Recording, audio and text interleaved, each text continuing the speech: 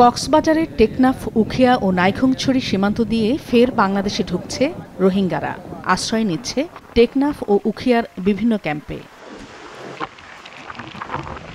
সীমান্তের ওপারে মিয়ানমারের মংডু শহরে বিদ্রোহী ও জান্তা বাহিনীর লড়াই তীব্র হওয়ায় তারা এপারে চলে আসছে বলে জানা গেছে।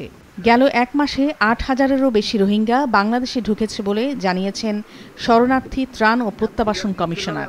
এখন মগবাগি এমএলএ ওদের রোহিঙ্গার ফারাত তইলে মিলিটারি এমএলএ ওদের রোহিঙ্গার ফারাত মারের রোহিঙ্গা যারা আছে মুসলমান যারা আছে ভের ফরের একজন মারা গিয়ে দুজন গাইলিয়ে ইনলেরা আয়া তারা যদি একে যাব দিয়ে একে নলয় এগুলো হারাই যায়। ক্যাম্পে ৮,০০০-এর মতো রোহিঙ্গা ঢুকে পড়ছে। আর পরবর্তী সীমান্তে এই বিষয়টা বিজিবি দেখছে। এর আগে ২০১৭ সালে নিজ দেশে নির্যাতনের শিকার হয়ে বাংলাদেশে পালিয়ে আসে প্রায় ৮ লাখ রোহিঙ্গা। বর্তমানে নতুন পুরনো মিলিয়ে প্রায় ১২ লাখ রোহিঙ্গা বসবাস করছে উখিয়া টেকনাফের ৩৩টি আশ্রয় শিবির ও নোয়াখালীর সাগরদ্বীপ ভাসানচরে।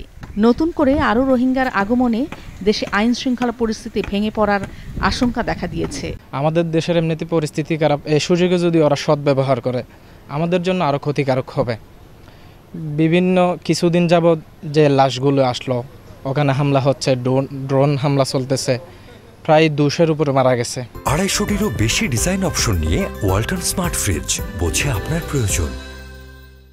এদিকে পররাষ্ট্র মন্ত্রণালয় ব্রিফিংয়ে জানানো হয়, কেউ কেউ বাংলাদেশকে আরও রোহিঙ্গা আশ্রয় দেওয়ার অনুরোধ জানানো হলেও সীমাবদ্ধতার কারণে তা সম্ভব নয়। ইউএনএইচসিআর চায় যে আমরা তাদেরকে আশ্রয় দেই, কিন্তু আমরা তাদের কাছে স্পষ্ট করেছি যে আমাদের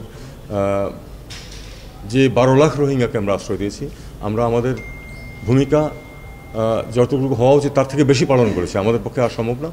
যারা আমাদেরকে উপদেশ দিতে আসে বা চায় তারা বরং তাদেরকে নিয়ে যাক।